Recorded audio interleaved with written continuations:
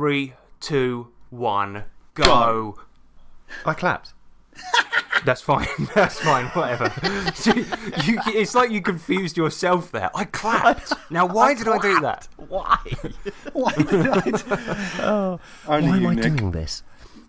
I know, mate. All right. Hello and welcome to the 3T RPG pod. Fuck's sake. Hello and welcome to the 3T RPG podcast. My name is Harrison Hunt, and of course we've got Nicholas Lambelow. Hello. And we've got James Clark. Merry, merry, merry. This is an RPG show all about tabletop RPGs, but before we begin, I want to thank the following great people: Ace B, Julian Burnick, Jason Duncan, and Ryan Wahab. Yeah. They donate at the Dreadlord level over on Patreon and are part of our Dark Army. Search for the 3T RPG podcast on patreon.com and join the army, mate, because we can really do with the cash. Yeah, right? it's a great laugh. We need the cash. Soldiers are notoriously expensive. They are. Yeah, need some more shields. They're all on standby at the moment as well, so it's tent costs, you know. Tent costs, food, all of that. Rum. Shields, as James very well said, we do need some shields because they keep dying. Yeah, we need a 3D printer so we can start, printing plastic shields for them. That's right, man. That Dark Army. Anyway, let's stop going on about our Dark Army, because in case the FBI are listening. But we've got quite a jam-packed show for you guys today, because we got the news punch, we got what you've been saying, we got the main subject, where we're going to talk about prepping a session of a game and how you make it easy and quick. And then we're going to do your electro letters, where you guys shared your tips for prepping. Preppers. Oh, yes. Should we do the news? Do the news. Sorry, hit us with I the was news. scratching my nose just then and it got right in the way of my hand. Sorry about that. News punch, please.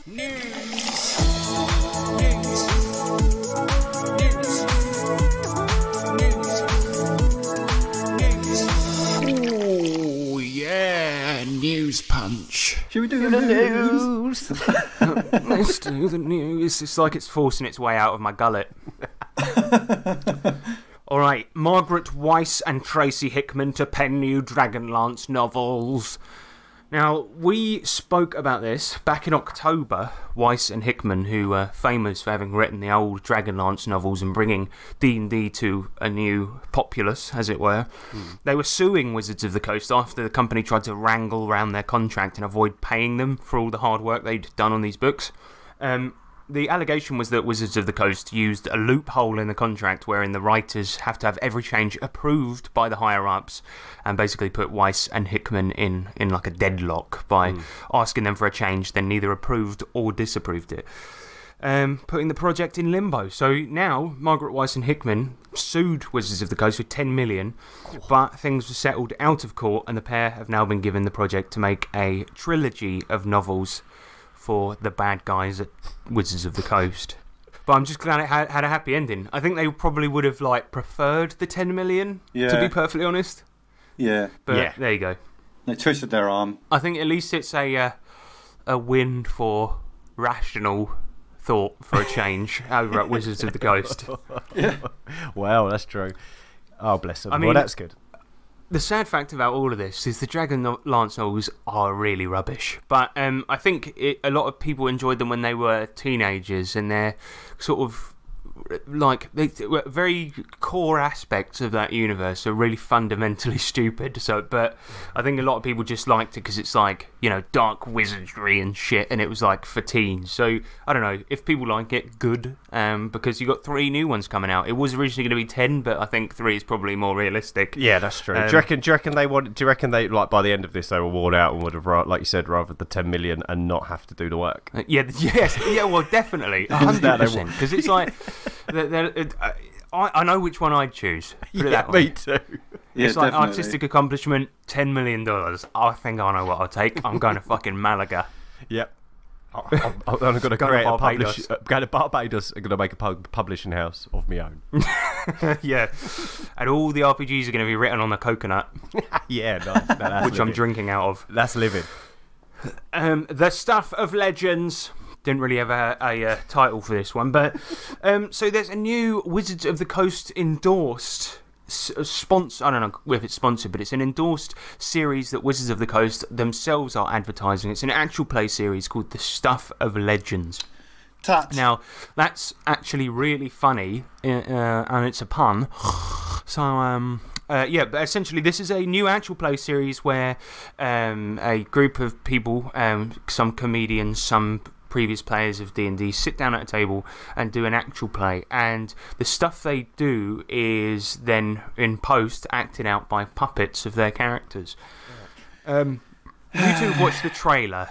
What do you think of it? I actually watched the first episode, which was out a couple of days ago. Oh, fuck's sake, you should have said I should have watched that too. But, I mean, I watched the trailer, and why... No, actually, no, I just think, what's the fucking point? Why are they trying to appeal to babies with this? Like, I don't get it. What's the fucking point? Well... D&D for Muppets. Exactly, and they do... I actually...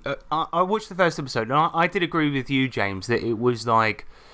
You know, because one of my biggest problems with Critical Role, for example, is I don't think it really represents a proper game of D&D. I think Matt Mercer's style, where he'll sit there flipping through books while everyone just talks amongst themselves and then eventually just goes on a fucking half an hour long monologue about the way a pub looks, it's not really indicative of what D&D's really like, or role-playing in general. But I will say, having watched this Stuff of Legends, it's kind of like, it doesn't really set an unrealistic expectation. The way they play the game is actually much how, you know, the three of us would play the game. Like, in fact, one of the things I really liked about it was that the DM, he'll often just say, he'll just make up a ruling on the spot and just go, look, we're using D&D rules, but we're playing fast and loose with it because we're just here to have fun and roll dice and things like this. Oh, and good. Then... sort of the puppet bit is sort of a stand-in for what you're imagining at the table. And to be perfectly honest, the puppets are quite cute as well. Especially there's one guy's playing a QAAAAAAAAAGS, and he has poisonous skin, and he's got this adorable little puppet that's clearly like a modified shark. Little shark thing, yeah. It's cool. Yeah, they remind me of the Fraggles a bit. Do you know what I mean? With them eyes and stuff. They look a bit like Fraggle Rock.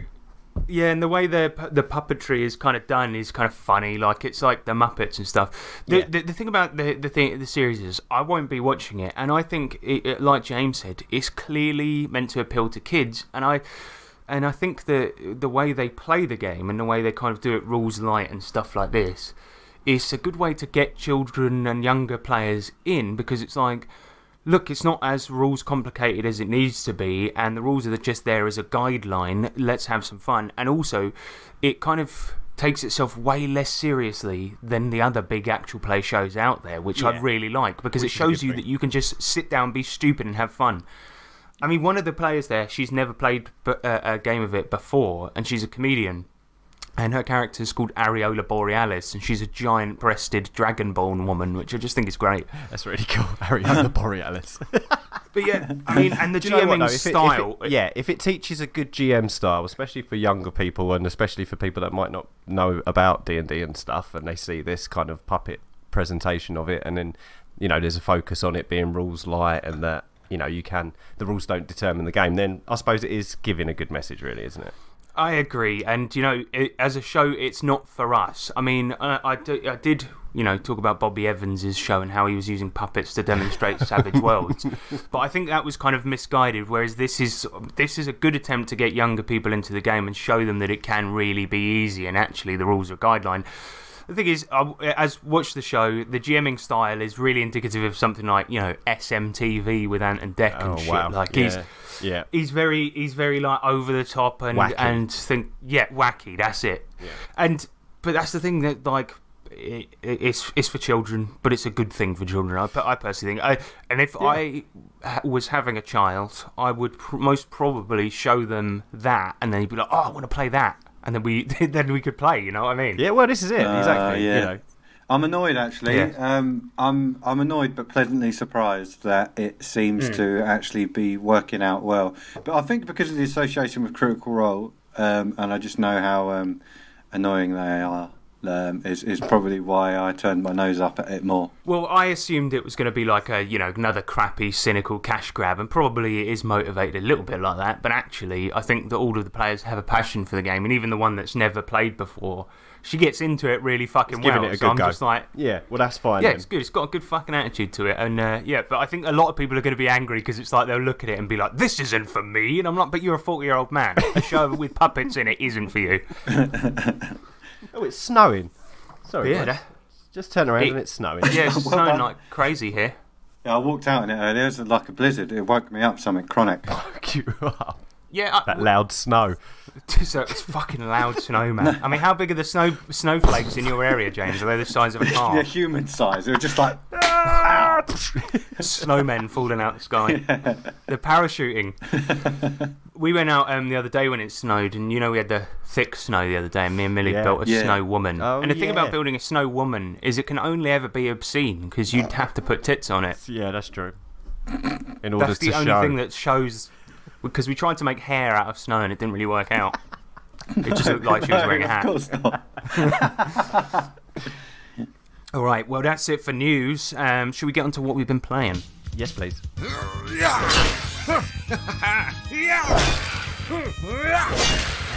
One of these! Oi, yeah? What you slaying?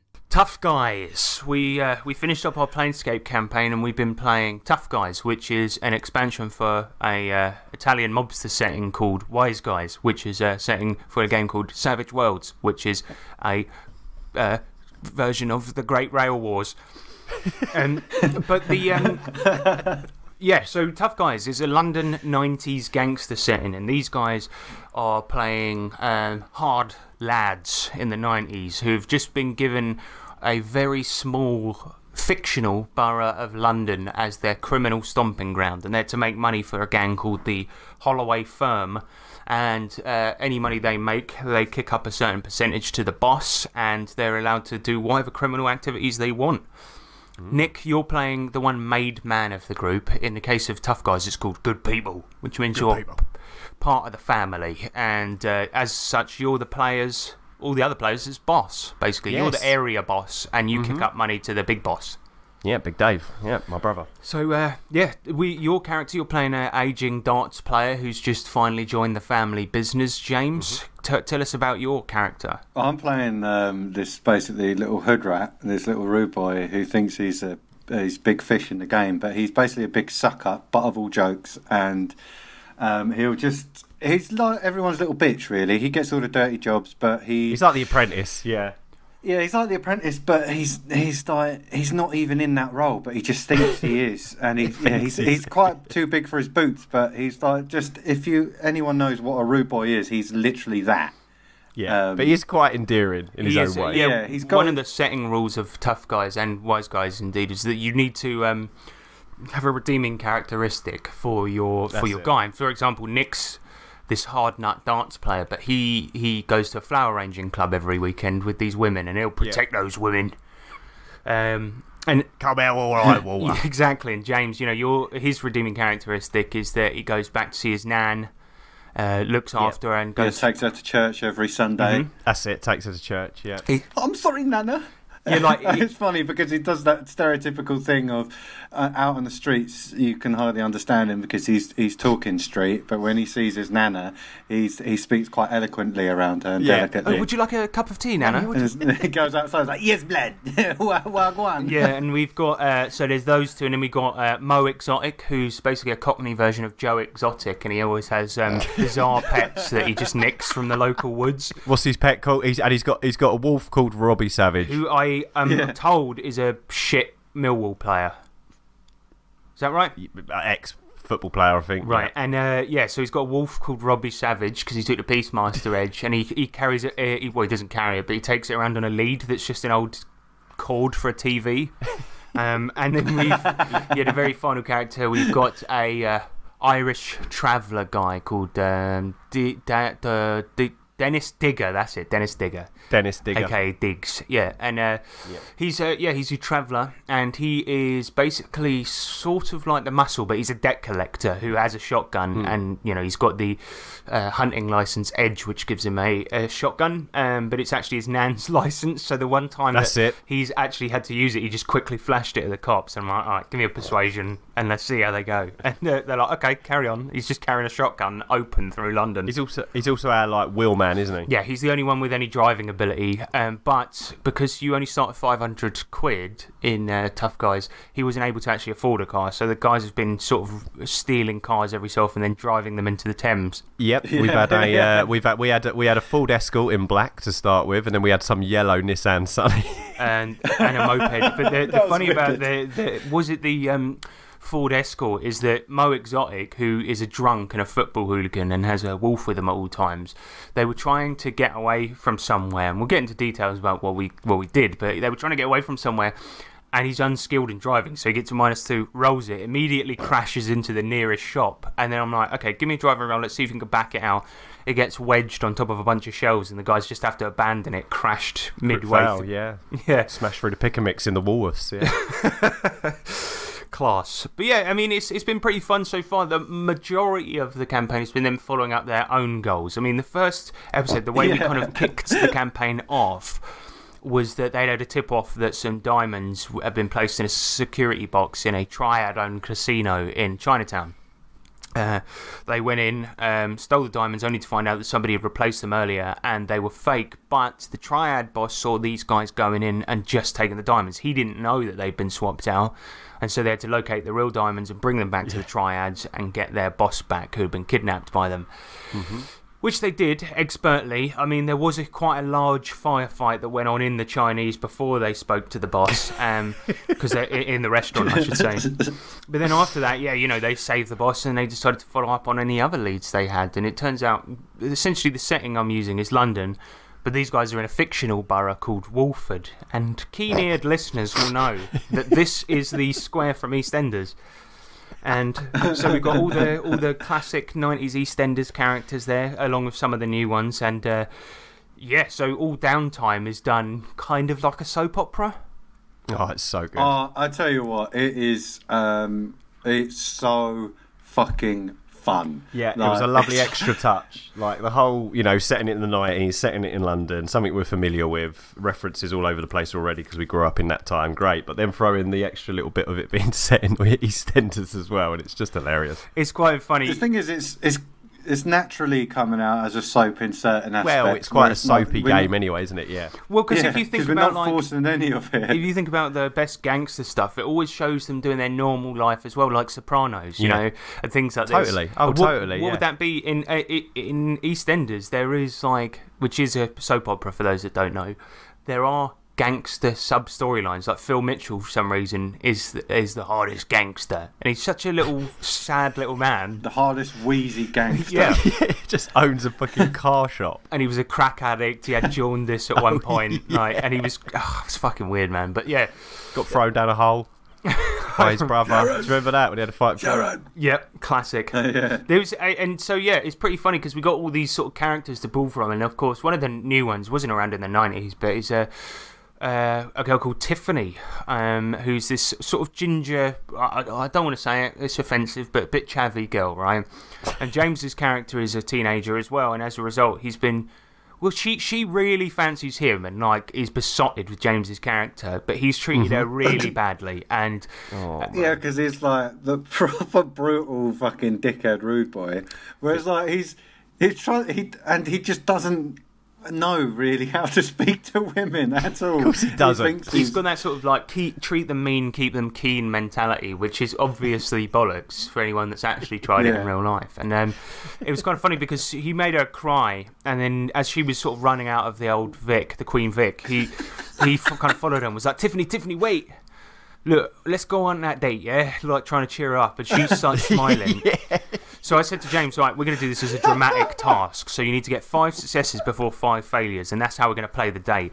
Think about a dramatic task. If you get a crit fail, the task fails immediately. And on the first round, I say to James, what are you doing? She said, you better take me somewhere nice, sort of wiping away the tears. And then James is like, well, I'm going to take her to a chicken shop, but not like any, like the nicest one on the square. And I'm like, mate, have you seen EastEnders? There's only one. And so he takes her to the chicken shop. That's his first move, and he crit fails, and of course she just runs off crying because he thinks the idea of a date is taking her to a £2 chicken shop, and she's like upset with him. So yeah, we got shit like that going on as well as the gangster stuff. But obviously the last session was that Ian Beale had asked the team. He said that he'd give him £5,000 to kill his wife, who's Sharon, because he reckons she's trying to poison her. Chippy. Yes, so he put up his chippy as collateral because he has a fish and chip shop. So he said that he'll give that to the guys if he doesn't manage to cough up the £5,000. And the guys see an opportunity and immediately think, well, what if we kill Sharon, his wife, right? But we also go into his house and steal all of his money so that he can't pay us. Then we get chip shop, the money, and Sharon's out of the picture. And that's what they did. They lured Sharon onto a London bus with an open top that they'd stolen and drove it into the Thames while a fight was going on board where they were fighting the bus driver. They were trying to knock her out. The driver tried to skid round the corner and get the 2 Chinese tourists that were on top of the bus and fling them into the Thames just by swerving round the corner.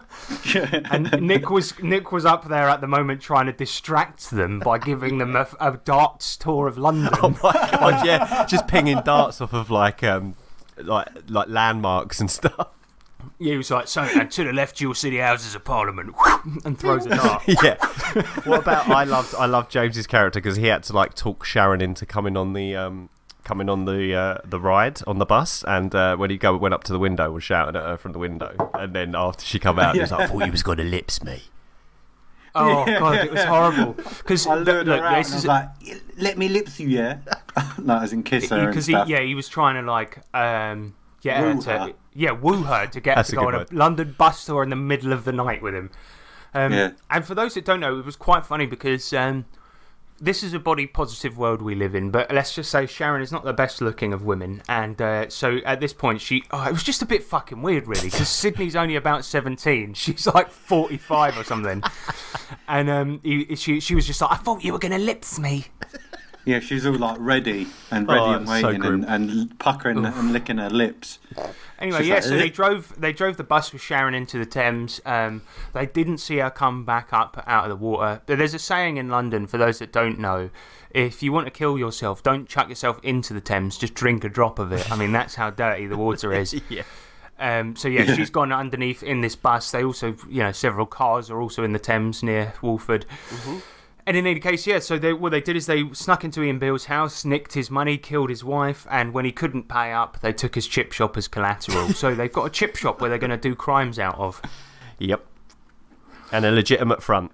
Yeah, so that's it. Yeah, we've been playing Tough Guys. We'll obviously give you another update on the next game when it happens. But yeah, we're 2 episodes in. Speaking of being 2 episodes in on something, my Cyberpunk 2020 campaign that I've been playing.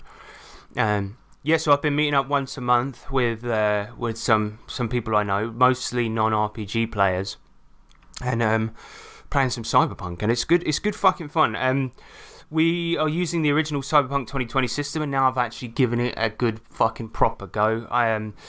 There's a couple of rules I didn't use just to ease the guys in, because the character sheets are really fucking complicated. So, because you have so much gear, cyberware, and each gear has, its own stats. Each cyberware has its own stats, things like this. So I just thought I'd ease them in. So the 2 rules I didn't really use is that each character has their own special ability, and I didn't get too bogged down in telling players what these were yet. I just said, right, here's your abilities, here's how we roll, let's get on with the game. The other thing I didn't use is stun saves. I use death saves, obviously, but stun saves, every time you take damage, you're supposed to save versus stun, or you flop down to the floor, and you have to successfully save on your turn to get back up. And I thought, at the moment, what we'll do, because I'm trying to ease these non-RPG players in, we'll just stick with just you're shooting people, you're doing damage, and there's cover and things like that. And I'm going to add in stun saves next game. Phase it in, yeah. Because it's just an extra layer of complexity. I just wanted to say, here's this one mechanic. Let's just stick with that for now. And we don't want to turn anyone off as well if they're non-RPGers. You don't want to turn people off with like super crunchy stuff. If you can phase it a little bit, then it makes sense. Exactly. And yeah, the mission was kind of great. So I'm doing all downtime away from the game mostly.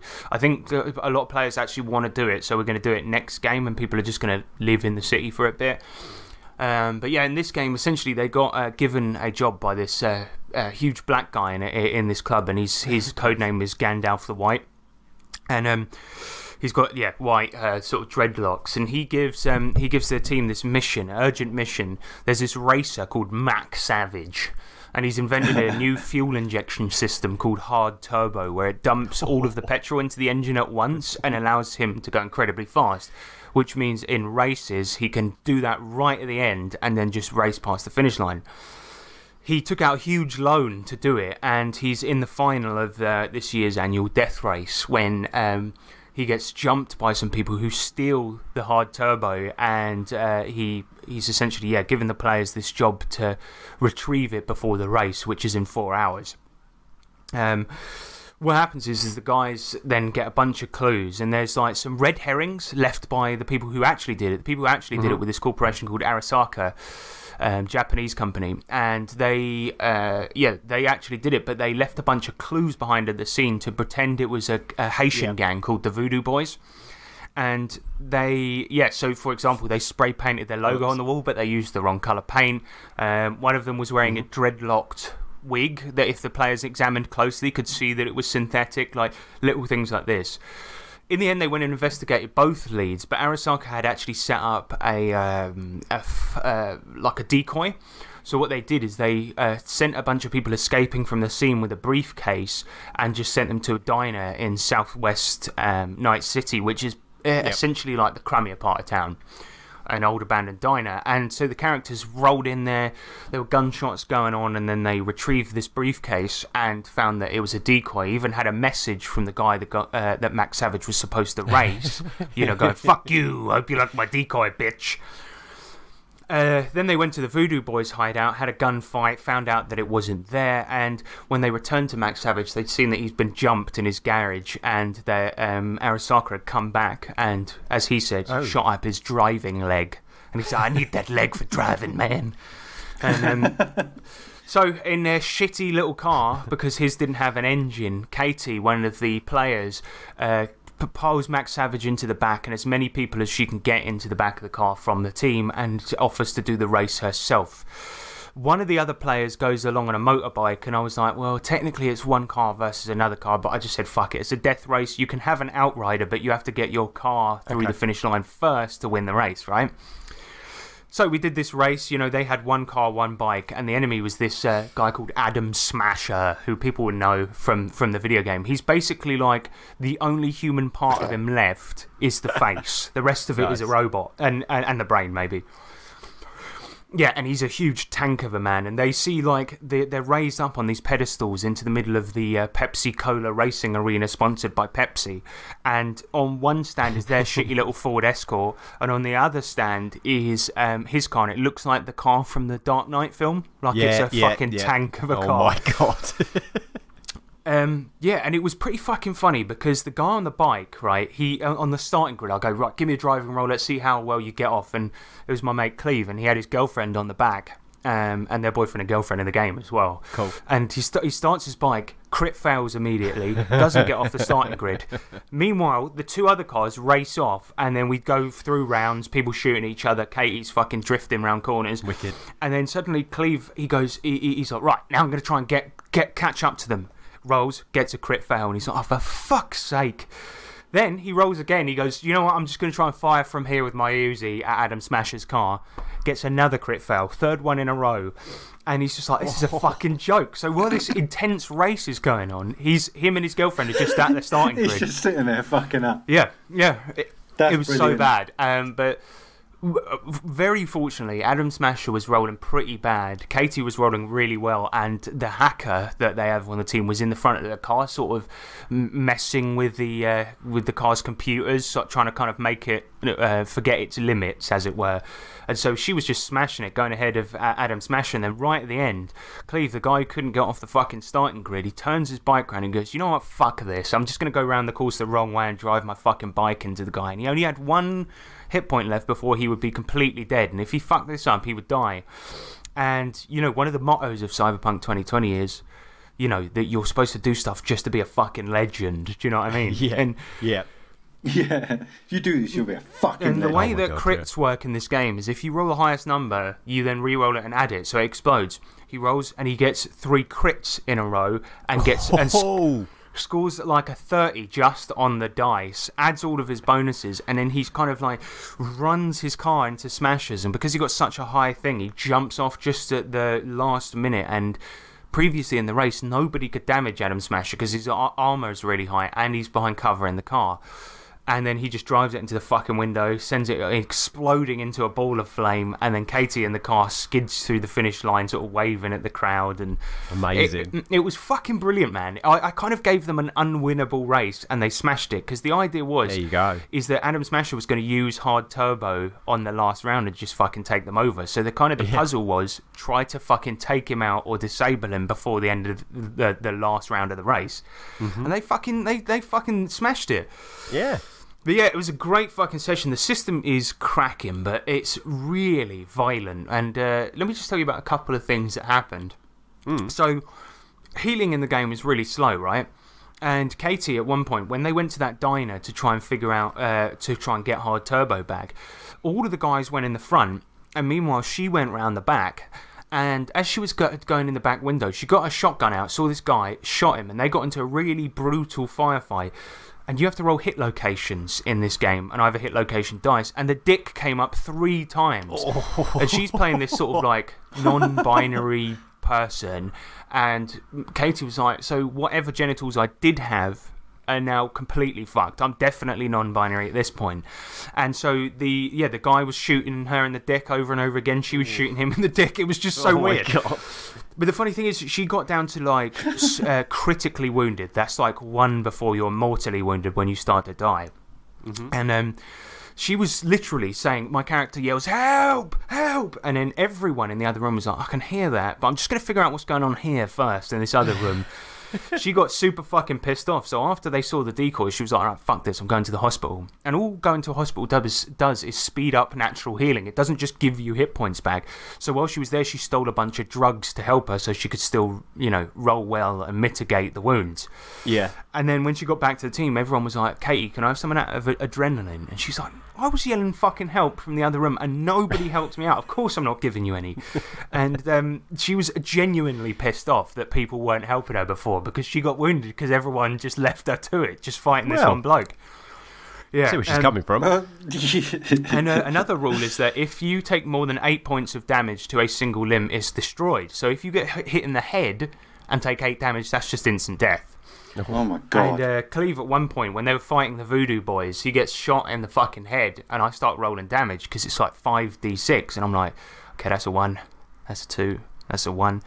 He takes 7 damage. He's 1 damage off from being killed completely, and part of his face gets blown off, and at one point one of his arms got blown off as well. So it's like, oh my god. I'll wrap this up, but the one tip I will say, if you're going to run Cyberpunk 2020, have a little folder of backup characters, because it's fucking brutal.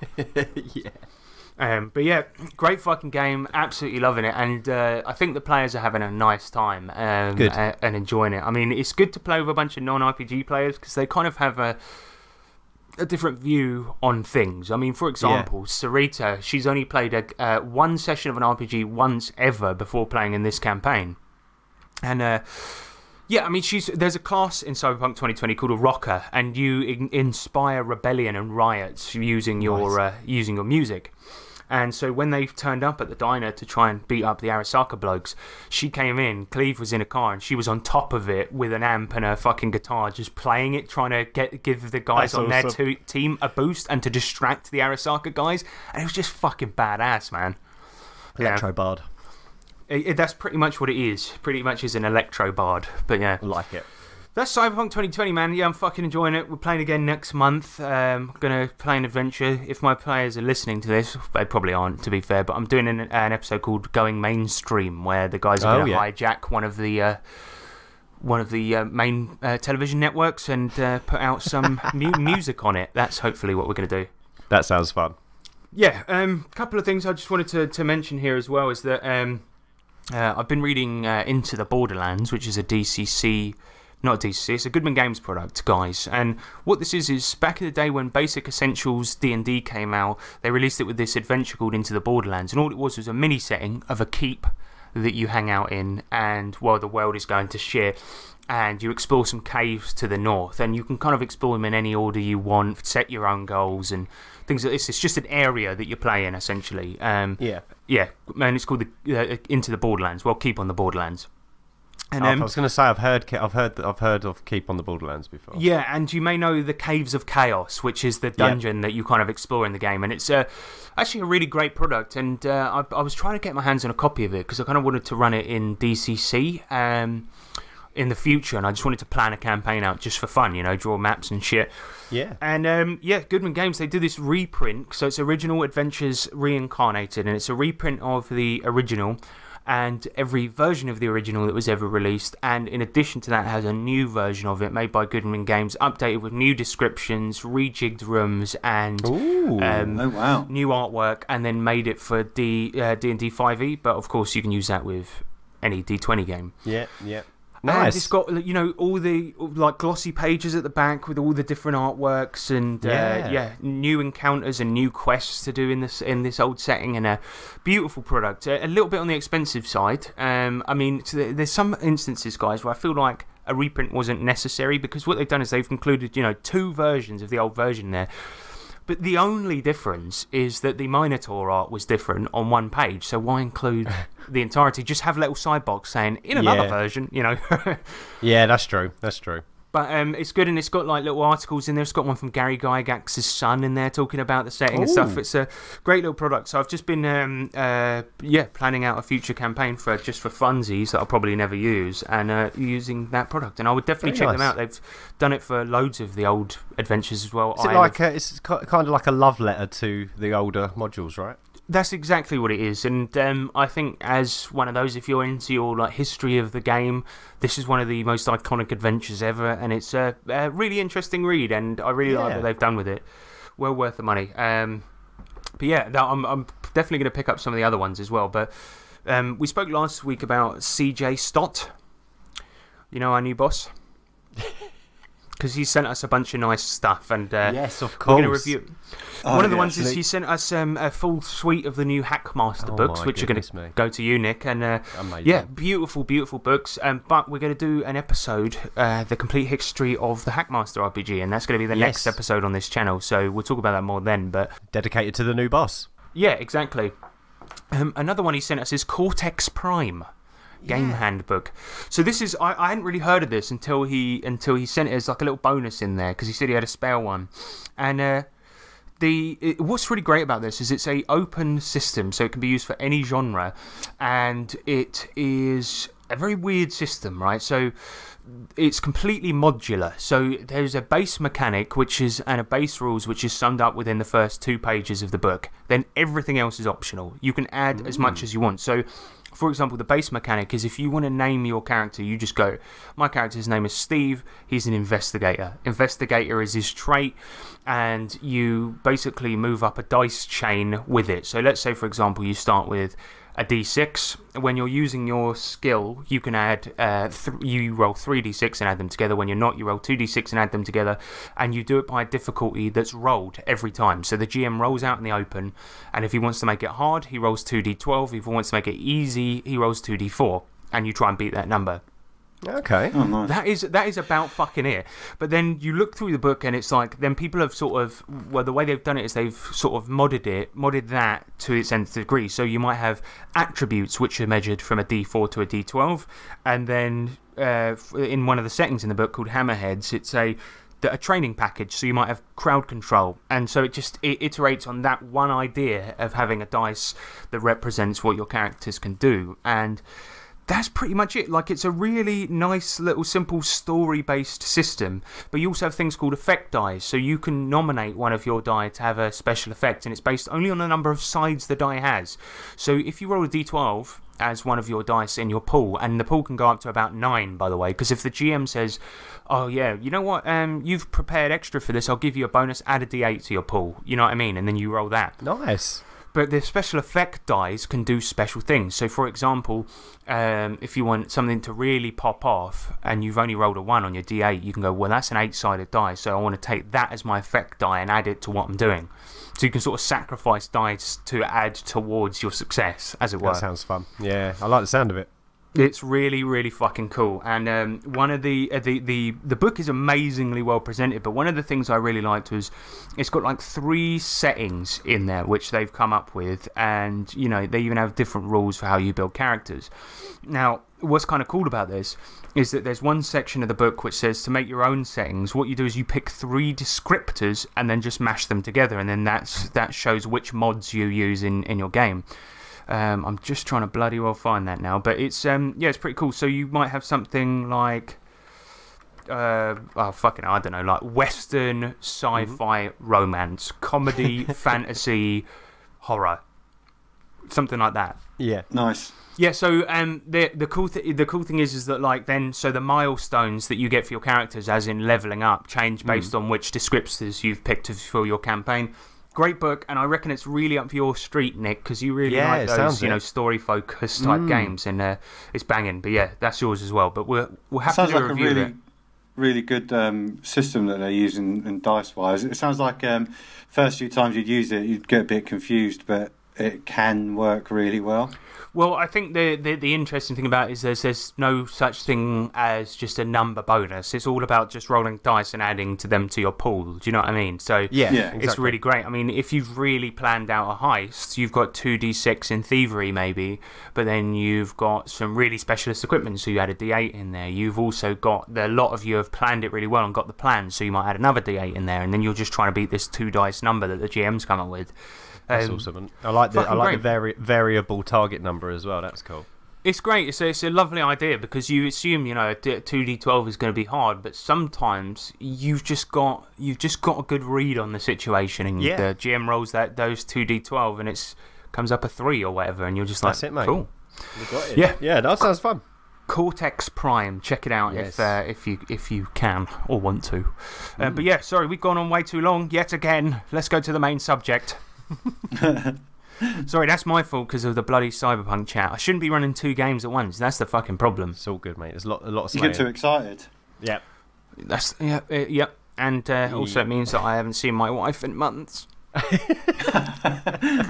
All right, let's do the main subject. Main. Subject. Magic. Main. Subject. Tokyo. Main. Subject. Yes. So, whether it be for a one-shot, I've just realised that my notes have a misspelling in there.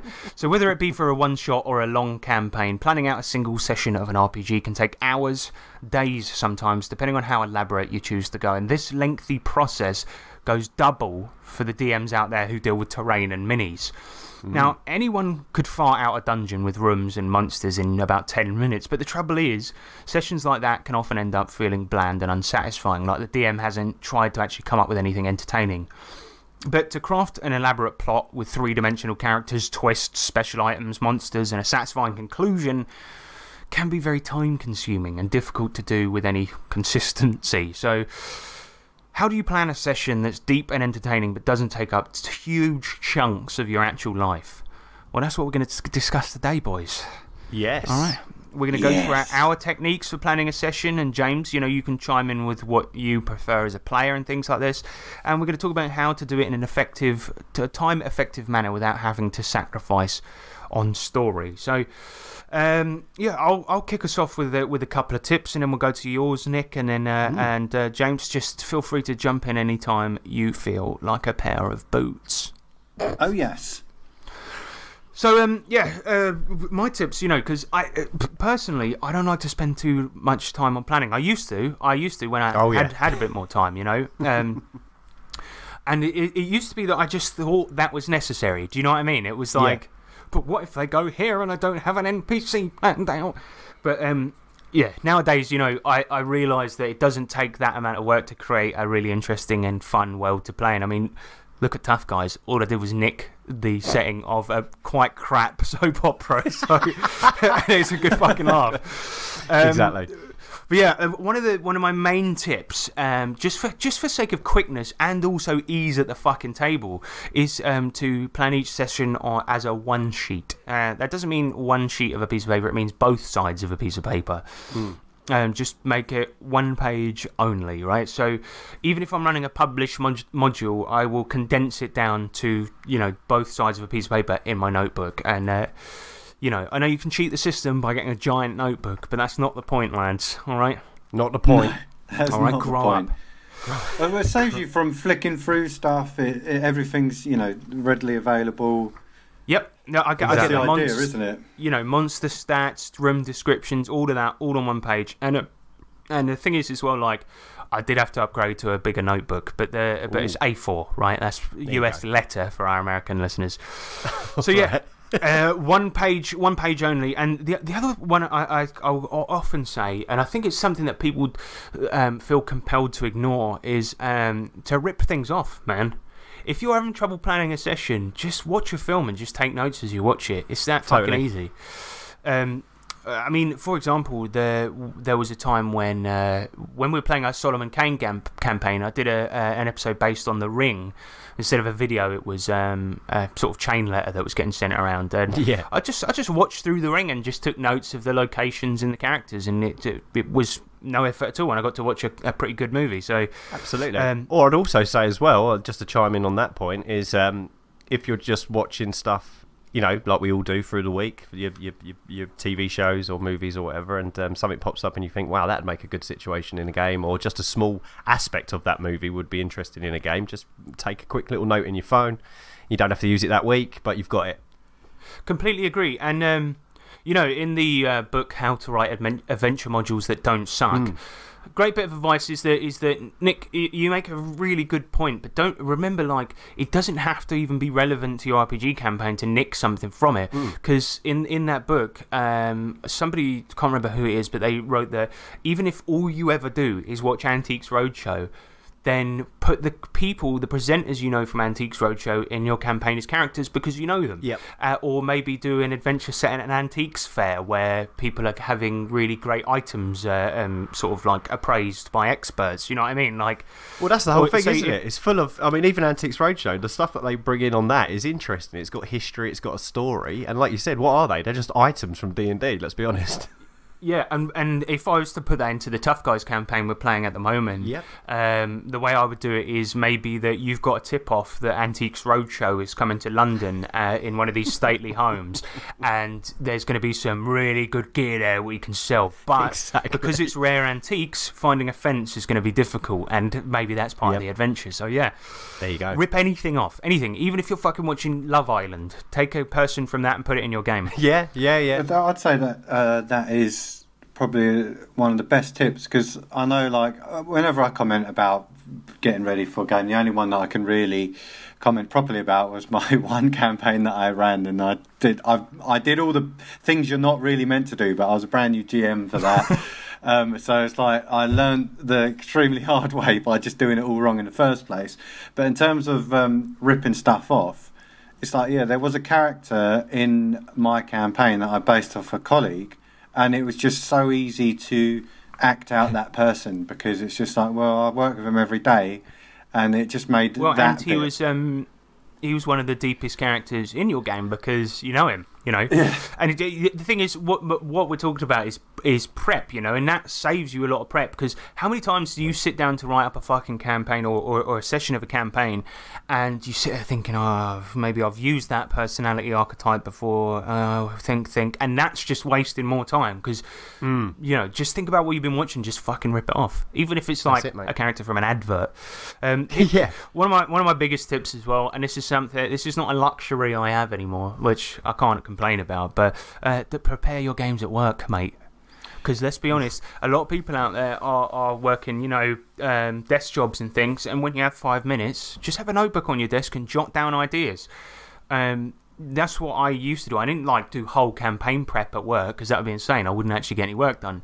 But like, if I'm sitting at my desk and I would just sit and think at work about a 5 scene episode, and when I've come up with a scene, just write a sentence down about it.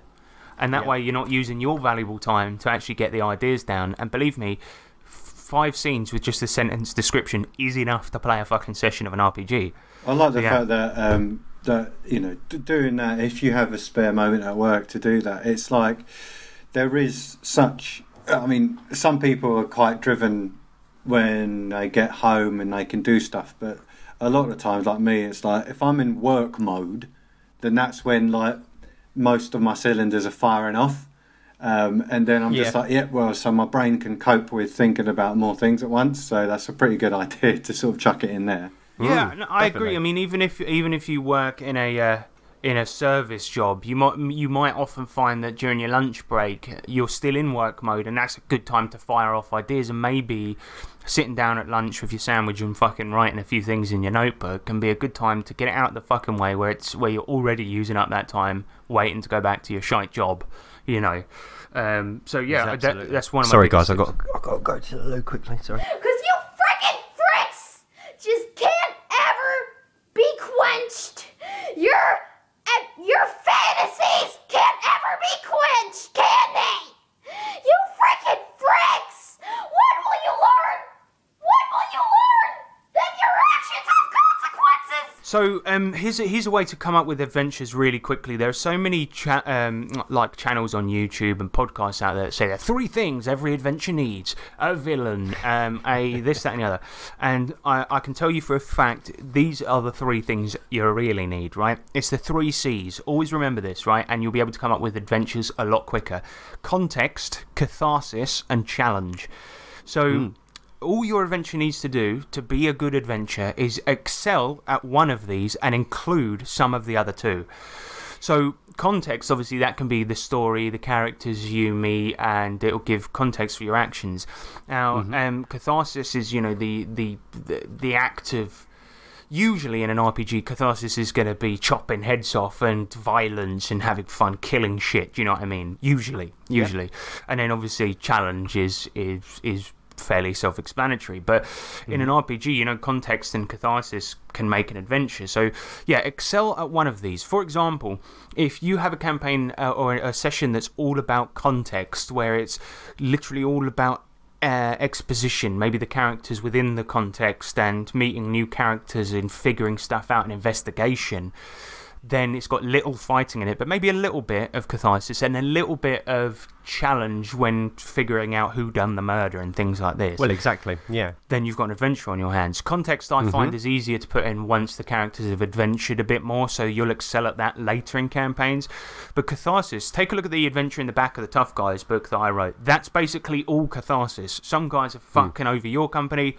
Go and fucking kill them. And I've put the settings where you kill them, there's plenty of stuff to creatively kill people with.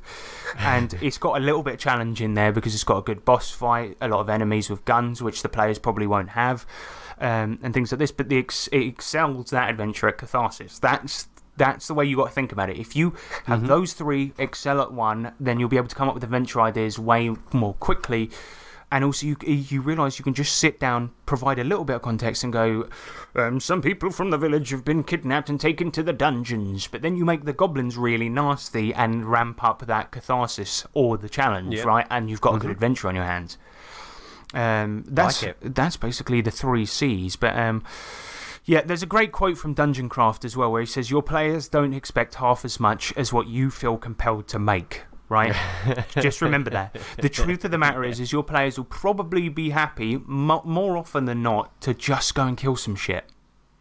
Absolutely. Unfortunately, that's a fact. Well, look at Tough Guys. Didn't you literally look at the first page of your notebook last episode, and then that was it? Yeah, you closed it. The notes got discarded within the first 5 minutes of the game. Because you guys were just like, nah, we're not going to. I've written up this really cool adventure, and you guys were just like, nah, we're gonna go and kill Sharon and think up a creative way to do it and stuff like this. So yeah, I mean that one was almost entirely just based around the cathartic thing of trying to kill somebody and get away with it, you know. Yeah. Yeah, and that's just it. it was simple, right? I'd made all this shit and was compelled to because I like it, but all the players wanted to do is just go and kill somebody. That's it, you know. So yeah, it's as I say, you know, often people will put pressure on themselves to make it this grand epic story, but really the players are happy just to sit down and have some fucking fun and roll dice. Obviously, I think any campaign should be peppered with the big ones and should have an overarching story, but ultimately a lot of the time you can just have a good time just sending them down a dungeon, getting some cool loot, as long as it's a fucking good one, you know. Yeah, and another one is that if you want to make a shortcut to making an adventure really good without putting much effort in, is to do one really good new NPC in an otherwise simple adventure. The example I'll give is in our D&D game. Do you remember the one where you guys were having to sort out a land shark problem for a hotel owner? Oh, yeah. Oh, yes. And you had that complete liar called Yusuf with you, and he was just the most backstabbing, snidely twat, and everyone nicknamed him Useless instead of Yusuf. Yeah, so it's just I added that one guy in there. It made simple things like searching for a monster much more interesting because you had this useless twat on you that was making everything harder. Do you know what I mean? Yeah. Another good example is the Sea Hag from that same campaign when she was introduced, and it's not just going to the caves to kill an owlbear, it's going to the caves to kill an owlbear that she created to do a deal with her, and she also was quite manipulative, you know, and ate children. And But we loved her. Exactly. And the players always latch on to a good NPC, you know, just add one extra good one into your adventure. A really great one that I've seen used a couple of times is have a documentary maker go along with the characters because he's trying to document their lifestyle, and then the characters have this cool NPC that's with them and will interview them and give the characters a chance to speak about themselves, which players love, by the way. And you can award them extra XP for doing stuff that's cool for the camera, and it makes it incredibly fun. Oh, mate, we did that in Destiny, didn't we? When they had that little film crew coming, like, following them around when they was doing the interviews to the cameras. And we were like, you know, getting them to do like extra shots of us. Like, can you just get one of me like flipping off this car and just? No, it's not good. It's not a good angle. Can we do that again? Yeah, it's so good, man. The very last thing I wanted to speak about was the idea of just doing a dungeon crawl, right? Obviously, if you're going to just sit down and do a dungeon crawl one night, that's fine. It's often what I would default back to in a D&D campaign because D&D is quite good at that. Just just remember the 3 C's: context, catharsis, and challenge. Excel at one of those, and your players will be more than happy just to sit down and do a dungeon crawl. With all of these tips in mind, you should be able to create an adventure fully fleshed out within about 2 hours, or just vague ideas as you go about your day. Do you know what I mean? All of those things, if you remember all of these things, it will make it much easier. But those are my tips. So, Nick, you often, certainly with the Destiny game, spent a lot of time, you know, planning and finding cool images and stuff. But what are your tips for easy and quick session prep? Right, so I was a bit like James in the early days of GMing. You get yourself so worked up, you get so nervous, you're worried that you're not going to prep enough, and in doing so you overplan massively. So my first tip is don't overplan episodes. You know, you're there with the guys for 3 to 4 hours. You don't need to prep a 6-week campaign for one episode just in case, which is what I used to do, and it's way too much work and it's a pain in the butt. So never overplan. First tip is straight away is do not overplan an episode. I would say even as well, like if you're running a pre-published adventure module, like a long campaign one, right? Only take down notes or prepare as much as you need for the first episode, because I think there's often this paralysis. Like certainly for me, when I've run longer campaign modules, you get this paralysis where you're worried the players are going to knock something off of the later module, and if you simply don't read it, you're not going to worry about that. Yeah. Just read what you need for the first episode. Savage Worlds adventure modules are pretty good for that because they have the plot point campaign where each episode is planned out. You know, anyway, I totally don't overplan. But I've realised what the biggest mistake that I made was is that there was an end goal that I had in sight as I started writing it, and I really wanted them to go in a certain way to sort of achieve it, whereas because it followed the thing that I was copying, I just thought, there's only one way to get to it, whereas it's dumb. Yep. You can have an idea of what you want the ending to be, but at the end of the day, stuff is going to happen. So I've now realised you have to, one, be open to that end plan being different, and two, it's like you can just fucking change what's happening in the environment that the players are in to like sort of, it's not railroad them back on track, it's to naturally sort of sway towards, or even just change. Just be like, all right, sweet, well, that's easy, I can pick up off that, and just be like, oh well, this happens, which means that potentially the end result where you're trying to get to is more likely to happen because you've changed something up. It's like I literally drew a map drew a maze and then drew the completion of that maze for the players, whereas in actual fact it's like you have to follow what they're doing, and that's the thing that I fucked up with. Agreed. And then if you know that, it stops you from over preparing, and that way your session prep is a lot quicker, you know, because you're just going, I'm just preparing the next one. That's all I ever do nowadays. Yep, that's it, exactly. That's it. That's all I do is prep the next episode. Well, that brings me nicely on to the next point, actually. What James just said was be flexible. So make your campaign modular, so things can be moved around where required. So if the guys didn't do that really cool thing that you planned, that you put loads of effort into because they didn't go down that road, well, if it makes sense in the story, they don't know if that road never ended up in that place, you move it, you put it somewhere else. They can still enjoy that later on in the series, you know, in the story. Famously, Hideo Kojima, the writer of Metal Gear Solid, did that constantly. Because you'll sometimes see a boss in one game that doesn't really fit with the themes of that game, and it's because content would get cut at the last minute because he was trying to over prepare for his video game, and then he would just go, fuck, well, I've done all this work, I'll just put it in another game. I mean, I'll pop it in somewhere else. The adventure I'd just written into the Tough Guys book was one I was going to use for our previous Old School Essentials campaign, and I never got to. There you go. So I've just reskinned it and put it in there. So. And to be fair, that's a very good point, actually, because as well, not just the campaign being modular, but you're absolutely right. Say there's a part that just won't fit in that campaign anymore due to what the characters have done, then, you know, like you said, rebrand it, put it in somewhere else. Yeah, then like, the next campaign you're running, you go, I've already got fucking episode 1 planned, you know. Exactly, yep. Yeah, agreed. Couldn't agree more. Next one is have an overarching backbone of a campaign, but don't worry about the finer details. So that is how I start off. So I kind of, when I'm trying to think of a campaign, I get an idea or a premise. Then I kind of think of a general progression in regards to a campaign, and then that's the overarching backbone. And then I don't fill in any of the rest until the story develops itself. Keep it organic. Yeah, and you know, that was this kind of the thing with Destiny. It was like, we know we've got to sort of reclaim humanity's stake in the world, and that's it. That's the backbone. But then episode by episode, you can change and plan it, and that way you're only ever doing the next session. But it feels like there's a big goal in mind. Yes, absolutely. So yeah, and that might and the interesting thing being a GM as well is like you never know what your players are going to do until they start doing it, right? So you know, for what so the vision you might have had for a campaign in the first place, after a couple of episodes, you might feel as a GM it's not fitting anymore, I need to change it. So having that looser arch rather than that definitive story gives you that little bit of wriggle room. That was the trouble I did with my Lamentations of the Flame Princess campaign. I mean, it was fun to play, but the trouble is that I assumed the players were going one direction, and the campaign went off the rails pretty fast. Not that I was trying to railroad you, but I wanted to have a campaign where you guys were liked by the authorities and got missions, and it just didn't happen. And the thing about it is that then a lot of prep I actually done. That was one campaign where I just prepped, and I was like, most of this is fucking useless now, so I've wasted a bunch of time.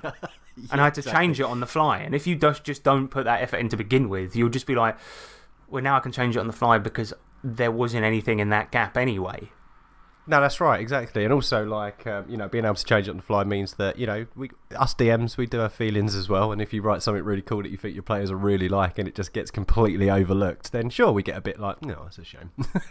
But it happens, though. That's the trouble. It happens constantly. Yeah. A big part of, you know, cutting down on session prep is learning to love those moments, and that will even help you with your prep, because it's kind of like if you write an adventure, right? Take for example the first episode of Tough Guys. It's a kind of a London rewrite of the adventure from the Back of the Wise Guys book called Fugazi. And in that adventure, there's a point where you need to find out where the real diamonds are. And I just didn't write anything down because it's like, well, you can't just go, but the person that you killed will have a note in his pocket, but additionally they can go to the library, but additionally this. It's like, but they might just say, I'm putting my ear to the ground and going to cruise the streets trying to find out where they might be. And it's as simple as that. So, yeah, I don't put in a solution to things, which actually also saves time. Yeah, and it leaves the kind of investment on the player's side, which means that you're going to get something that you never expected as well. So it's that's one of for a GM, biggest tricks that I've sort of learnt from various discussions that we've had here and in person is the whole. That's it. You don't make a solution. You just make a problem because your players will find a solution. That's right. Or if they think of something, wild, and that they've put loads of effort into, then that becomes the solution. And it's just like that's so smart because then there's a player satisfaction of, oh my god, we figured it out. Where realistically, sitting behind the screen, just like you figured nothing out. It just sounded so cool that I decided to say yes, it worked. I mean, I even did that once in a Call of Cthulhu game I ran for you and an old friend of ours, James, and it was just I didn't have a solution. And once the players had spent enough time investigating, this was because I had to make the session like within 5 minutes. Once they spent enough time investigating, they were sitting talking about theories as to what happened. I just said, all right, roll intelligence. And yeah, that seems like a logical. And it was just like, yeah. And in adventure modules, you'll often see it written down like the entrance to the cave, and this is based on recent experience, obviously. The entrance to the Caves of Chaos is blocked by a giant stone. Characters making a DC 18 wisdom check can see that the stone is actually hollow or whatever, right? But the thing about it is that if you spend time writing all that shit into your fucking book, just put into your fucking book the entrance is blocked by a stone, right? And then the players can maybe make a pulley system or wedge it out with some bits of wood. Or they can do whatever. They can explode it. They can fucking do whatever. Yes, exactly. And that saves a lot of time. Anyway, sorry, Nick, I'm talking all over your tips here. No, not at all, mate. No, that's what it's all about. So yeah, so that's that one then with the old, with a campaign backbone. So next tip is let the story evolve as your players interact with it. Remember characters' actions as they may be useful in later episodes. So this is the whole. This kind of for me, like obviously I like all players, but when you have a player that just does exactly what they want to do, and they don't appreciate that there may be consequences for their actions, I definitely think that it's worth making little notes during a game for stuff like that. So, certainly, and that can be the basis for an adventure, and already you've got an idea, and you can just write something down, like so-and-so wants to get revenge for what so-and-so did in this previous episode. And that saves you so much time because instead of thinking up a big adventure, writing down ideas, you just use something that players have done. And we've got a player like that at our table. Let's be honest. And I think Tough Guys is a good setting because he's gonna have to bloody well learn, but he just does whatever. I think we had it before as well with with a group when we were just so wretched to a shop owner once for no reason whatsoever. What is it with players and shop owners? They fucking hate them. I saw a guy in a Call of Cthulhu campaign of all things trying to fight a shopkeeper to the death for a discount on a staff. Fucking hell. That was an back alley fight, wasn't it? Yeah, they were like went outside. He went to this weapons shop and it's just like, I just need a long stick because I'm going to probe into this cave. And the guy was like, yeah, I can sell you a bow staff. That'll be $2 or whatever. And he's like, how much? Give it me $1. All right, I'll fight you out the back. And the guy's out the back, swapping his hunting knife from hand to hand. If I remember rightly, the shop owner won. He did. He killed him. Yeah, killed him immediately. It was just because it's Call of Cthulhu, man. A knife is deadly. Well, of course. Yeah, you're absolutely right. But no, so yeah, let the story evolve because it will change as the players interact with it, and also remember what actions the players make in that world and note them down so they are positive and negative repercussions. They become adventure seeds. If you've got a night where you actually don't have time to plan, just fucking do that, man. Just have a character come back for revenge or some elaborate fucking plot to have them killed. And that all that needs to be as well is a quick footnote on your notes as a bit of role playing out between the characters and whatever, and there chatting away, and if it's something that's noteworthy to remember later, just make a small note. And I find the best example of that, the one that I probably brought up a few times before, but that I was really, really, really surprised to learn about it, is that when we had the big bad in the original Call of Cthulhu campaign that we played together, he was just a librarian, just a bookkeeper, and then all we did as the player characters, we were just a dick to him for no reason, because, well, we were sceptical of everyone.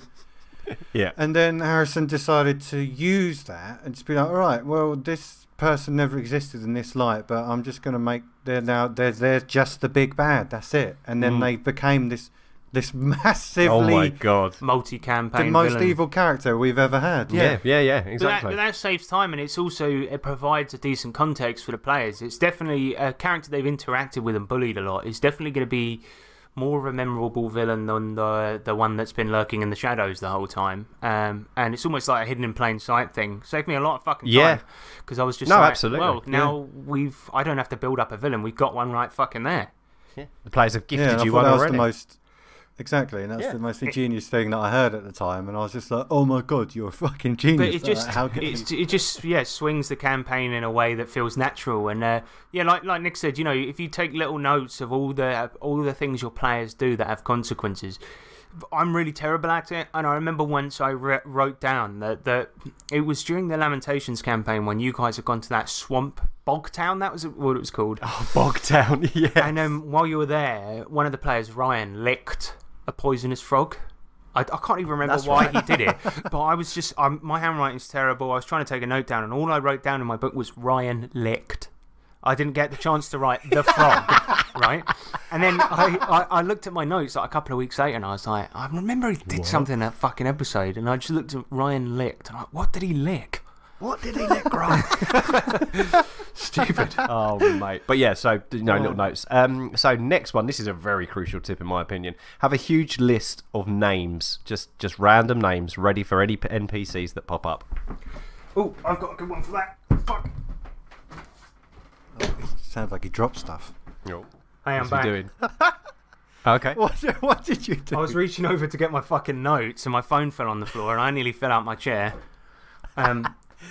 No, I agree with the names thing, because it's a also a shorthand if you are making an adventure. I don't know if you get this, Nick, but I spend an inordinate amount of time sitting there trying to think of a good name for a character or a pub. Yep.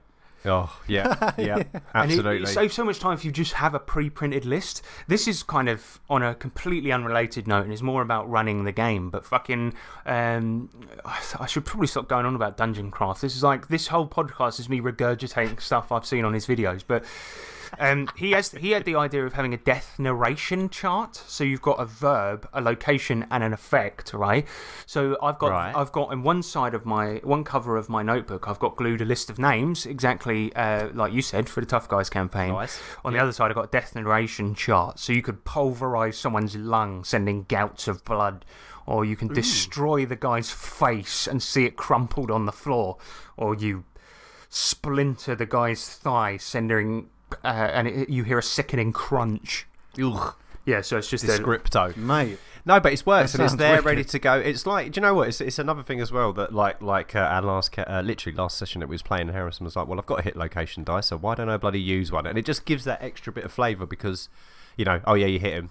Okay, it's interesting, but from a narration point of view, it gives you that little bit extra to work with when you've actually got a hit location. Totally. You can narrate it a bit more interestingly. Slightly off topic, topic, big but list I of just wanted to mention it. But yeah, no, it's cracking. List of names is good. I also think, in terms of prep, like a lot of people will go to great lengths to design a new magic item, when your players will probably just be happy with the ones in the back of the book. So Old School Essentials is great for that. And when we ran that second arc of the Phandalin campaign, and indeed the third arc, whenever I rolled for treasure, I would just write in my notes to save myself some fucking time, rather than going through all of them, picking one out, all of this.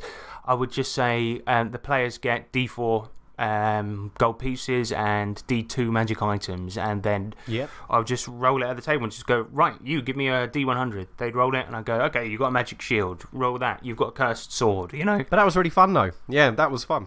it adds a layer of predictability to your game as well. Yeah, it means that you can base adventures on that. If they get a cursed sword completely by accident and it's suddenly bound to their hand, well, then again that saves on prep because it's like, well, next Big session seed there. you're playing. It's a big seed. Big seed. So it's Big C boys. Yeah, absolutely. Right, what we got next? So next one is next tip is mixed. Next tip is mix episode types to keep things fresh and exciting for players. So, if it's a longer campaign and you can get away with a full episode being a dungeon crawl, then next week, if they've got out of that dungeon, then maybe think, right, do we want to do another dungeon crawl, or shall I change it and mix it up a bit? Oh no, let's do a courtroom drama instead. Yeah, because I think that when you're planning, I find often if I'm doing dungeon crawl one after another, I actually find it ends up taking me longer because I'm trying to find new ways to make that same concept interesting. Yep. When if you just switch it up, it can make it a lot more fucking interesting. And it could be, like you said, a courtroom drama, an investigation episode, one where you're travelling to a place, loads of different shit. Exactly, and that just that different type of episode, just mixing them up a little bit, or even if you mix like Harrison's done it before, where we'll have like a role play heavy session to start, but then all of a sudden towards the end of it, it's a death race, I'm a sucker for a death race, man. I can't count the amount of times I've done them in my fucking games. No, it's true actually. I love, but they're race. So good. Oh, they're so good. So yeah, so think of different concepts for episodes to keep things different. Right, got a couple more if that's cool. So consider PC backgrounds when prepping episodes, not completely. Don't let a character's backstory kind of govern your entire episode, but just be aware of your character's background stories, because there may be interesting little bits in there that you can use to make your story interesting, and also a character will feel very well, if it's anything like me, if your backstory gets mentioned in a campaign by the DM, you feel quite good. So yeah, definitely. It's a great way of coming up with ideas quickly.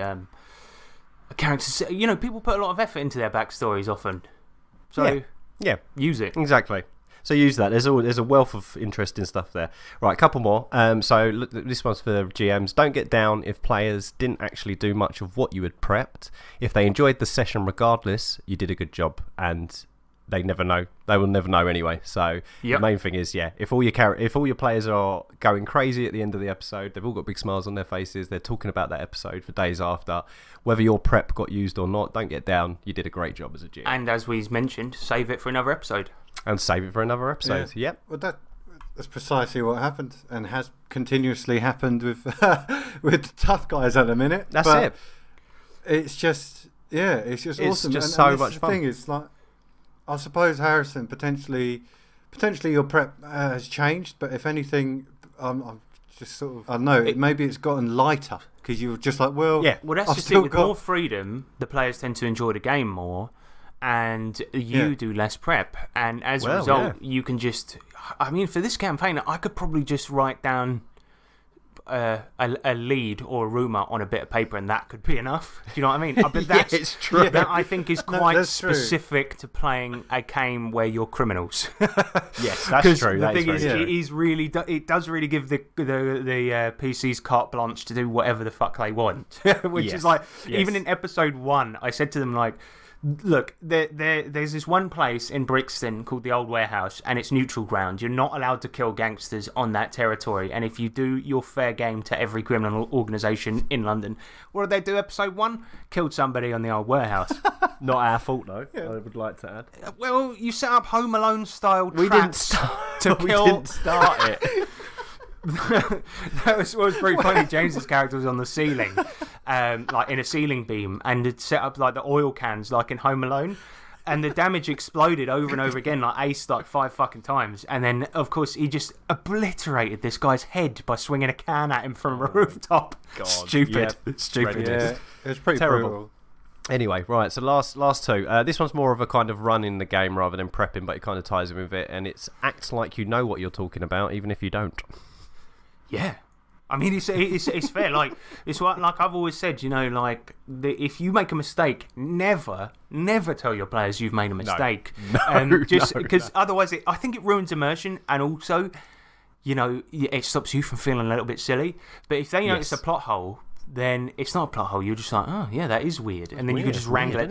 But the thing is, that I think does tie into prep a little bit, because people have this idea that your adventures need to be completely watertight and that have all possibilities written down, when in fact, if you have a vague guideline and you make a mistake, let's say for example, you bring back a PC that they've already killed, right? And in a modern game like we're playing now, and I do that by accident, I just say, you look out the window and one of the NPCs is called Grim Slingshot, for example, and let's say you killed him, and then you go, you look out the window and there he is, he's doing a drive-by. Hang on, didn't we kill him? And you as the GM will go, oh shit, they did as well. Don't go, oh you did, that doesn't happen. Just say, yeah, it's a bit fucking weird, isn't it? And it turns out he has a twin brother who's coming back to get revenge. Do you see what I mean? Absolutely. How many times can that happen, though? And then everyone goes, how many times can that happen, James? I think after it. you forget the first time, it's unlikely to happen again. But imagine if you did keep forgetting. It's like, he was actually an octuplet, and they each keep coming back to get revenge. Yeah, singularly. It's a clone factory. It's a clone factory. The biggest move the London gangs ever took was to start cloning each other to have more gang members. Exactly. And last but not least, I would say that it doesn't have to be completely fleshed out, but for your prep for each episode, have some sort of beginning, middle, and end in your head. Yes, yeah. I mean that basically that's all you need. People will think otherwise, but that really is all you need. Bear in mind, the central mechanic of, say, a D20 game is rolling a D20, trying to beat a difficulty number, and most of that can be done in your head. Damage can be made up on the fly. If you can't even, if you think you're going to make a mistake, just do D6 damage. It doesn't really fucking matter. No, but yeah, that's right. I agree. Just write down a beginning, middle, and end, and that is the basic thing that all you need. Is that all your tips then, Nick? That's all my tips, mate. Yep. You know what? Nice tips. I kind of think maybe a really good idea for as a prep tip is I don't know if you guys do this, but obviously sometimes, Harrison, you write summaries for people that aren't here. But I think summaries in general. Say, for instance, I don't know, either the players are doing stuff going along with your notes, or they've done something completely random and you haven't looked at your notes in 3 sessions because they're following their own leads. It might be a good idea to regurgitate that session as notes and then write down, right, what happened in this session, so that you can, you remember more of what's going on, and therefore that's not a terrible idea, actually. Yeah, because then you can be like, oh yeah, I remembered this, or here's a little detail they might have forgotten about. You bring it back. Keeps the continuity, yeah, doesn't it? It'll spark back a memory, or you can use what's happened to then plan ahead. So you'd be like, right, so I've written down the last 3 sessions because we haven't looked at my notes for all of those, but now I've read through them, I can clearly see the path that they're going down. So here you go, I'm just going to put something random here in the way, which means that I can use these notes that I haven't used looked at in a while or whatever. So that might be a good idea. Because I mean, what you could do for prepping for your next session is, once you've finished one, sit down and just take a note of what the main things the players did, and instead of actually planning an adventure, the next session, just look at those notes of what the players did and follow up on each one, or a couple, you know? Yeah, exactly. Yeah. The one final thing that I just wanted to mention before we go, because I forgot to mention it during my tips, is get ICRPG and or any of the products associated with it, because the GM section in that has great ideas for encounters. If you're stuck for an interesting encounter, they have encounter archetypes like a funnel, ambush, loads of things like this. But additionally, it's got this. Why it's called Index Card RPG is because you can print these index cards that have pictures on them and that can inspire an adventure. There's this little map you can print out. You put it on, so it's like it works like a flow chart. They go from this picture to this picture, and that'll give you an idea of a mission. It is also for sale as a deck of 52 actual playing cards as well, which is fucking great. But obviously, Drive-Thru RPG shipping cards to this country is a pain in the arse. 30 quid for a pack of cards. I'm alright. But yeah, that's a great one for it. But you can also use tarot cards, oracle cards, anything like that to inspire an adventure. Just lay 3 in a row, beginning, middle, end. So, you know, if the beginning is the Hermit card, then he's the guy that gives you the mission. If the middle is the, I don't know, 9 of coins, then it's about money, and he wants you to go and get this money. And then if the last one is the 10 of swords, then maybe his old rival comes back just at the last minute when you're about to snatch the money or something like that. Do you see what I mean? There you go. An army of 10 sellswords turn up. Yeah, there you go. That works. Yeah. But yeah, we're sort of running along on this one, lads. So, oh god, that's our tips for prepping a single session of a game. I hope that you guys out there realise that you don't need to do nearly as much as you think you do, and in actual fact, there are some little cheat ways around it that you can come up with an adventure quickly and or be inspired quickly. I hope that helps. But we're actually going to go into electro letters, where we're going to go through some of your tips for session prep and then answer some letters.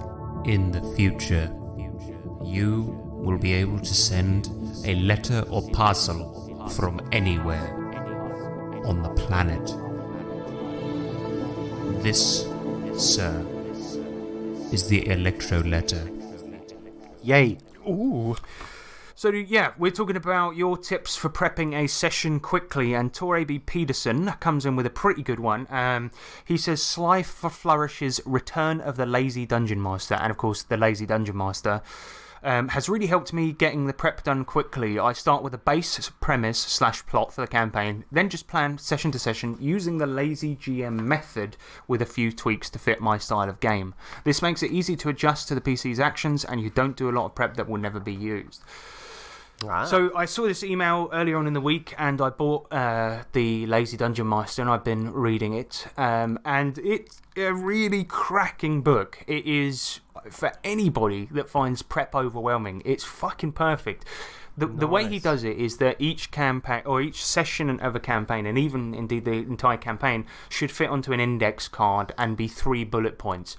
And then when you make an interesting NPC for your game, you should always just have 3 key interesting NPCs in a game, and they should fulfill different roles, and then 3 key enemies in any game, and all of those should be summarised with 3 points. So it's sort of like a 3-point method. And the way he sort of gets you to prepare a game is all kind of done by key scenes that are interesting rather than planning out every encounter.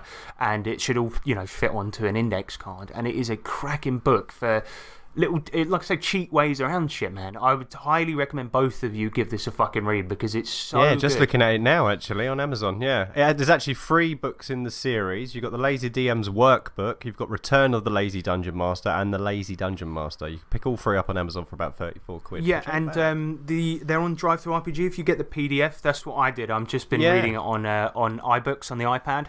Nice. So yeah, I've read like a couple of pages a night and stuff, and it's it's a corker, man. And I got it. I think the Kindle version's like £4, so it's fucking worth it if you just get it on your. Oh, nice. Yeah.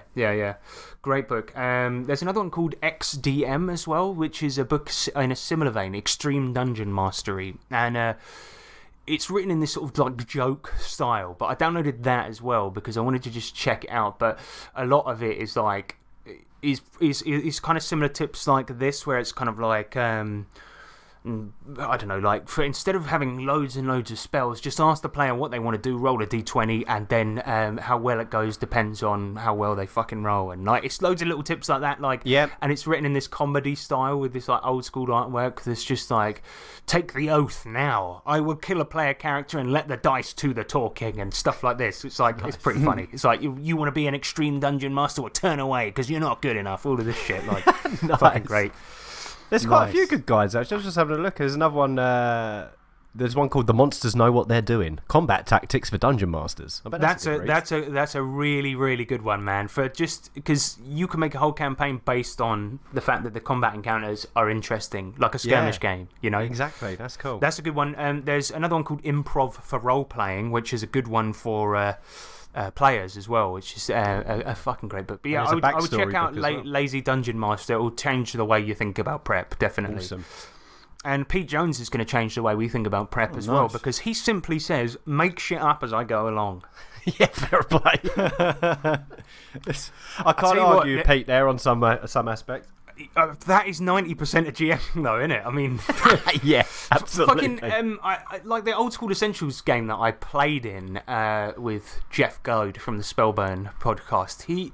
he kind of does that, where he just had this sort of vague setting, and if we set off in a general direction, he just I don't know how he fucking does it, man. He's a bit of a genius, but he's got a mix of making it up as he goes along, and also just pulling shit from his fucking hard drive as and when it's necessary. We could go off in a random direction and be like, you know what, we're going to go south in search of adventure, and he'd be like, okay, you come to this mountain, you see an entrance halfway up, and then all of a sudden he's got the map then. I'm like, how the fuck did you have that ready? Like, it's insane. But he just wings the whole game, and it is really fucking good. So, yeah, I mean... That's madness. I don't reckon I could do it to that level, but making shit up as you go along, just start with a simple premise and then just the whole thing, like, take no notes. I want to do it, but I'm scared to do it. No, but surely it's like, it's a case you just have random maps, and then you just think, yeah, that fits. You know, if it fits, I sits kind of thing. You know, I don't know how he if you saw my hard drive though, James, I don't know how he would locate something quickly. Do you know what I mean? I mean, when I'm looking for a dungeon to put into a game, I spend fucking like an hour browsing through my books, you know, to find one that fits. So I don't know how he fucking does it, but it's clever. Yeah, make shit up as you go along. Completely agree. That's the essence of some of the adventures we've written, Nick, you know, with whacked in the wicket and stuff. And it's like... Oh, man, yeah, it's true. A lot of that is about improvisation, then chucking in a twist when you fancy it. So if you want a fun adventure, give the players a simple goal, write down 5 twists and just chuck them in when you fancy. For example, the adventure, forget about it, you know. That's mostly improv. The players have got to go and hide a dead body, and on the way they might get a flat tyre, a police might turn up, you know.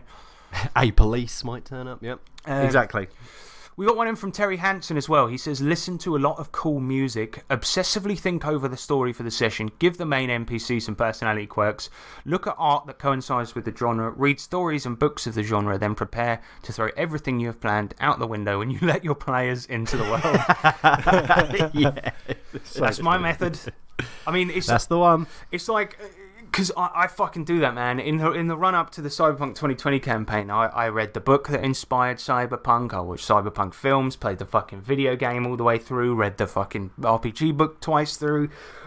Yeah. And then when it comes down to it, it's going to be somebody screaming help, getting shot, going to the hospital, refusing to pick the players up in the car, all of this shit. And it's like... I think that stuff helps, but then the good thing about prepping for a campaign simply by doing research is that that's just something you do for fun anyway. Watching cool movies, reading cool books. So, you know, I don't see that as prep, to be perfectly honest. No, it's a coincidence that watching something that you enjoy will also help feed into the game you're writing. So win-win, really. I mean, when I was running the GURP sci-fi campaign, I watched fucking shitloads of Star Trek: The Next Generation and discovered I really liked it. So, yeah. Nice. Did you? Yeah. Yeah, it's good, man. It's really fucking good, actually. I would highly recommend it. And I also think it's quite accidentally funny a lot of the time. Yeah, it was. I used to watch it on Sky One back in the day. Yeah, that's it for the listeners' tips. So, yeah, I think definitely I'd agree with watching and reading stuff that coincides with the genre you're doing, because... As we say, you know, I don't really see it as prep, and it's fun, and it feeds into ideas. Because I read a book every night when I go to bed anyway. Why not do one that's relevant to my game? Exactly. Yeah. All right, but we got a couple of general letters. Hello. And first, hello. Hello. General letters isn't a military man that's just entered the room. Sir, yes, sir. All right, maggots. Micro malarkey, he says. No, we're not doing characters anymore. That ended a long time ago. Oh, okay. Oh. Hello? Who's this? It's the Patreon Highwayman. No, he is very, very much dead. It's the angry gnome.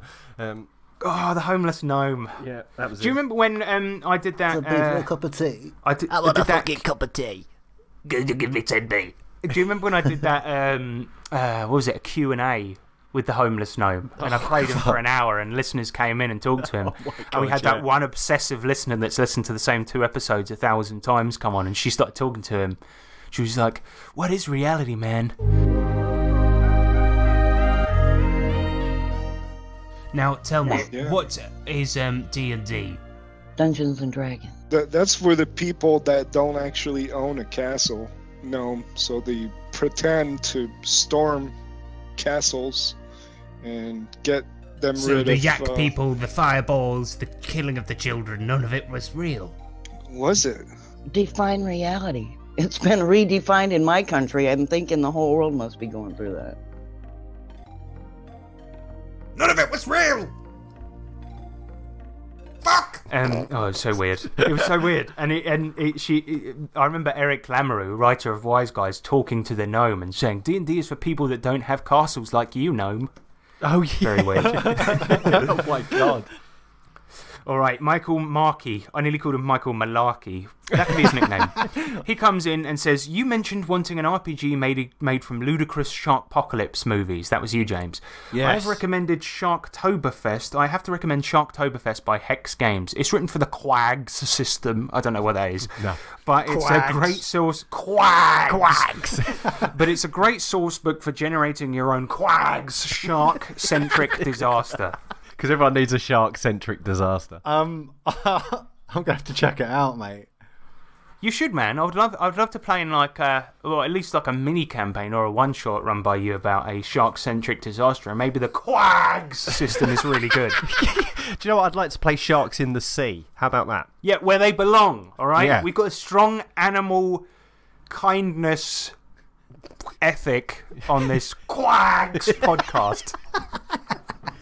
Next episode's all about quacks. Shut up, you quack! I'm finding this funny, but I'm sure the listeners are really upset with us. Sorry about that. You bunch of quags. Right, Sorry, yeah, Michael anyway, thank you for Malarkey. Sharktoberfest. James, check that out, all right? I'm gonna fucking check it out. All right. What system is that for again? Quacks! All right, Stephen Keith. He comes in, he says, howdy, twats. Although gaming at this point is essentially a dead hobby of mine, I did want to reach out regarding some interesting background music I'd used and thought you all may appreciate, particularly for any... I had such an urge to shout quags just then. Particularly for anything grim and dark like Morksburgville. I heartily recommend 9 Inch Nails Ghosts Volumes 5 and 6, particularly the track The Worriment Waltz. Ooh. I used that and a few other selections when running the awesome adventure module Sky of Crimson Flame. I'm not sure you could use it in APs with copyright, although I imagine Trent Reznor would be cool about it. I don't think Trent Reznor would even know what an RPG is. Well, he's quite a cultured fellow. UMG or whoever, maybe another story. Still, sometimes just for a little mood music amongst friends in private works well. Even just for personal inspiration, really, I imagine decrepit castles jutting up from a murky forest, and he's putting them out over the R. Yay. Also wanted to suggest for any modern gritty city campaign, such as, for example, Wisdom Guys TMR, a really cool band from Italy called Calibro 35. They have a rich catalogue of especially film score-esque funk rock tunes with a range of compositional moods that evoke the 70s cop show car chases, bank heists, hard-boiled detective action, and pensive murder mystery soundscapes. Check them out for some city noise where appropriate. That sounds perfect. Very good. So the band is Calibro 35. I'm going to remember that for our Tough Guys game and have that on in the background because that would be fucking great. But yeah, we obviously in the actual play, a lot of the music that we use, we do actually pay for the license for the very reason of not being copyright striked. Now, some of the music is from video games that are from companies that are no longer active, which is a clever way of getting around that. But don't tell anyone, all right, because we might get done. But shush. But yeah, all of the royalty-free music we use, we pay for a license for, and it ranges from like a £5 to like 50 quid. But it's very rare that I'm going to spend that much on a song. But at the moment, I've built up a really good fucking library, so I'm reusing a lot of songs, which I didn't really like to do in the beginning. But a lot of the Ravenloft music that we purchased was really fucking good for Morkborg as well. So it was like, well, and we've got our cyberpunky stuff, that sci-fi stuff that we've got. Pretty classic, isn't it? Fucking great tunes in there, man. Love that. So I like the sign off. Times, I like the sign off from Steve. He says, "Still digging the show." Take care, guys. Stephen the Talking Sword. Yeah. Yes, because he's a patron of ours, and he's a talking sword in the Morkborg campaign. Yes. So with regards to that type of music, we pay for the license for it a lot, and in one case, the sort of the music that plays during the recap of Dirt Boy Blues. It was a guy that just made a theme for an imaginary sort of cyberpunk film, and I just messaged him on YouTube and just asked him if we could use it, and he was happy to. So good. The Morkborg music is made by a band called Knoll as well, who really fucking good dungeon synth group that yeah, I just asked them if I could use it, and they were cool to. And in fact, a lot of Dungeon Synth artists that I know were, when I was present on that scene, allow us to use their music. But during our games, we stick, all sorts of shit on. I think it's really fucking important to have music in the background, if only to drown out the little bit of silence that happens when a player's deciding what to do. Agreed. Yeah, and sometimes when it just somehow naturally fits perfectly. Yeah. And that happens a lot. Like whenever we're out of mine and it's like, oh, James, put on epic battle music, and it's literally just an easy search term in YouTube, chuck whatever goes on, and it always fits. But sometimes it just hits at the right time. Oh, it's it's like I bash him in the face with my sword, and then the song goes dun, dun, dun, dun, dun. Yeah, you're like, yes, and it feels amazing. The best is when a character dies and a sort of sad song suddenly comes on, and everyone's like, fucking everyone knew. It's like, oh no. Fucking love it. I mean, at the moment, because we're all playing at home, we all stuck on music in our respective homes. What's kind of annoying is because I'm GMing on Discord and my internet is terrible. I usually just put, YouTube playlist on, but I can't really do that because it will just choke my internet to buggery. So that's annoying. Virgin Media, top of the line fucking business internet for you. Terrible. Tell me about fucking it. Bollocks. So, I'm currently still using the same fantasy music I have on my phone. For this Tough Guys campaign in the background, so I'm listening to like the Skyrim soundtrack. We're knocking about EastEnders, Wolford, and then he got Skyrim playing in the background. Lovely. Yeah, but thank you for the suggestions. We'll check out Calibro 35 in our current campaign, and Absolutely. I've never really listened to much Nine Inch Nails, but I'll give it a go, man. I like that type of stuff. Actually, before we sign off, can I tell you a story about Nine Inch Nails? Because this is probably the only time I'm ever going to get to do that. Please do. Go on. So this is something I heard. I don't know if it's true, but Trent Reznor, right? He's had a very dark and disturbing past, and apparently he was once doing a poetry night where he invited a bunch of celebrities, industry people along like this and things like this, and on each table was a little screen with a camera in it that was just filming people throughout the whole thing. And they sit down and they have a shot of tequila each, and they take it, and he does this whole night where he's reading out poetry, and other guest poetry readers come on and things like this. And then right at the end, the people see that the footage on the table cameras winds all the way back to when they first sat down, and they can see footage of him pissing into a bottle, filling the tequila shots half up with his own piss, and then them drinking it. What? I mean, that is quite the artistic statement, but fuck me, is that out of order? Yeah, that is well out of order. Oh my god. That is well out of order. Well, So if bang you're out ever of thinking order, of doing that, listeners, don't, alright? Because we will quags you right up the chops. Should we do the outro, motherfuckers? I think we Quags! I didn't become a little bit of a slag. I became a total slag.